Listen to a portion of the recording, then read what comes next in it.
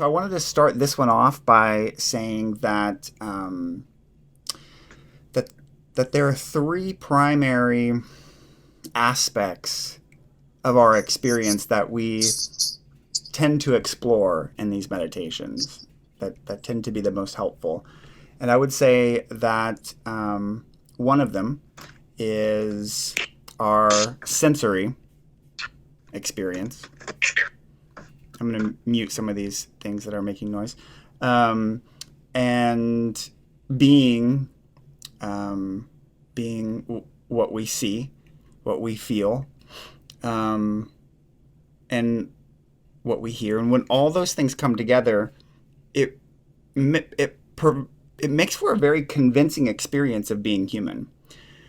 And there's a way in which that's true, especially from the perspective of the conscious mind, which we're going to get into the levels of mind here in a moment. But there's also a way in which it's not true, and that's from the perspective of the what we could call superconscious mind, um, meaning that it's just an appearance. Now, that's one aspect that we really tackle is exploring the appearance of the way things seem through our senses.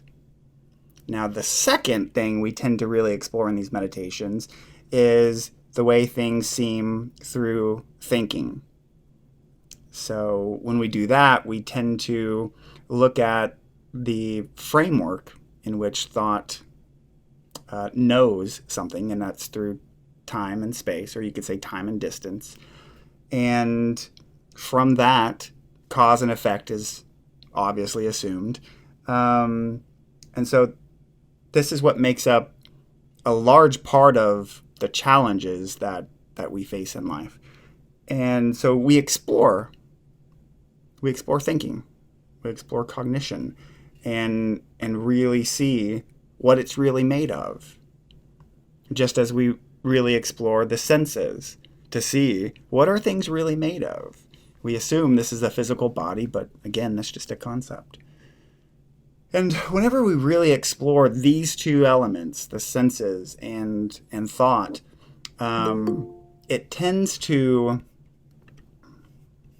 it can, whenever we see the way in which everything is just an appearance and nothing is really, and everything is, in a way you could say, made up of nothing. There's not really anything there. Now, our conscious mind doesn't like to hear that. And when our conscious mind sees that in these meditations, it can tend to get sad about that. There's a sense of loss.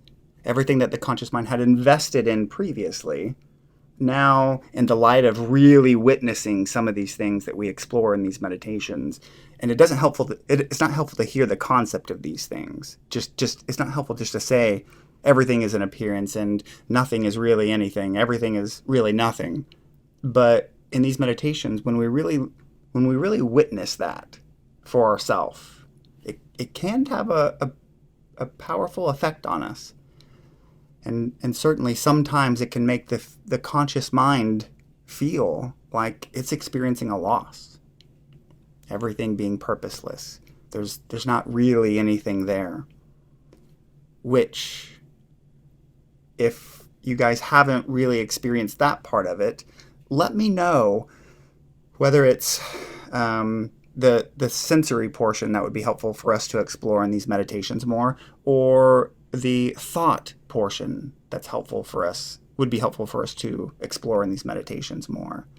Because if we haven't really gotten to that point to where we see that everything is really nothing, there's nothing really there, everything is just an appearance, if we haven't really witnessed that for ourselves, if we're not fully convinced, then we need to do some more exploring. Because this is the very nature of the perspective. Everything is just a perspective. I don't think anything is necessarily an absolute truth. A perspective of superconscious mind. Now, what's helpful whenever we see the way that everything is really nothing, or everything is just an appearance, similar to the way that a dream is just an appearance. It feels very real when we're in the dream, but when we wake up, we realize that's just a dream. That's just an appearance.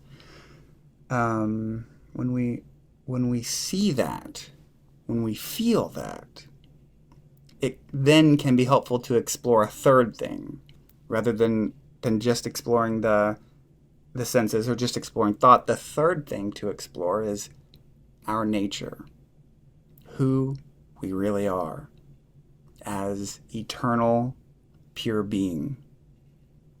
And again, these words themselves are just more concepts. We have to go there ourselves and experience it for ourselves. So if that third thing is something that would be one of you think would be helpful to experience yourself more like, then again, let me know.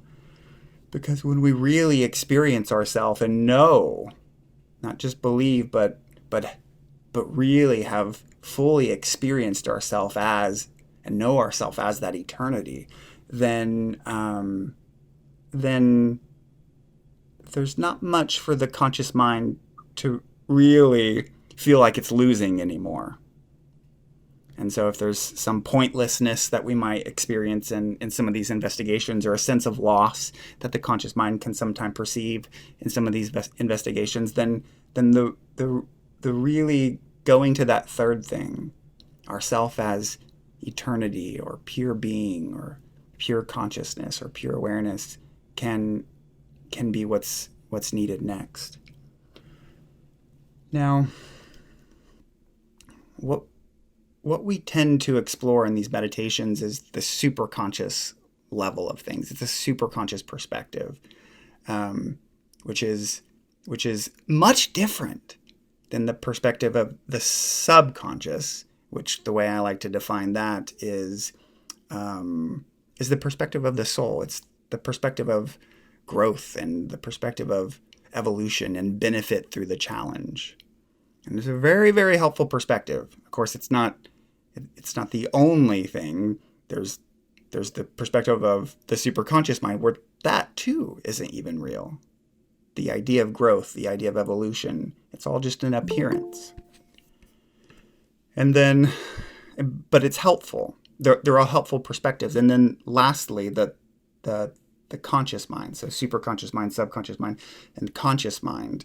That's the perspective we're all most familiar with. It's the perspective of reasoning. It's the perspective of the way we perceive, the way we conceptualize who we are, or the way we conceptualize the world that we live in, the way that someone is being unfair to us or disrespecting us. These are all perspective of the conscious mind. And it's not that that's not true either, because it's true too in its own way. And so what we're really trying to do in these meditations, even though we focus on the superconscious mind, seeing the way in which everything is really nothing and everything is just an appearance, even though we focus on the superconscious mind in these meditations, it doesn't negate that we have to integrate the perspective from each division of mind, each one of these three divisions, subconscious and conscious.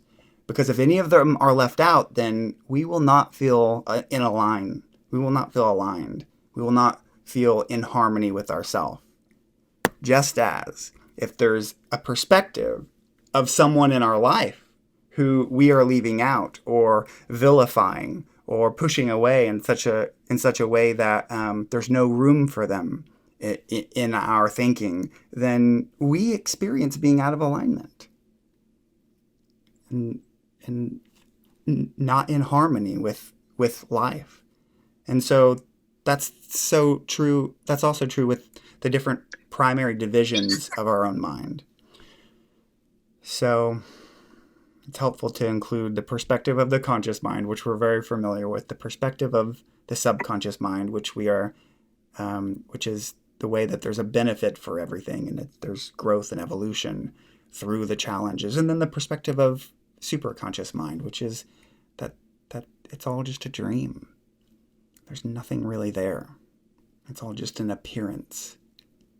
And until we've really investigated the senses or our thinking, those two things, or ourself as pure being, then we're not convinced.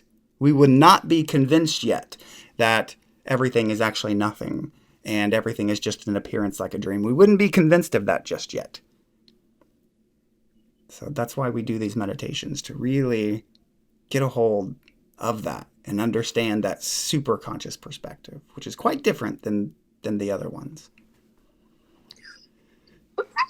So just based on that description right there, prior to us hopping in another one of these awesome meditations, does anyone have any thoughts about that or questions about that or additions to that?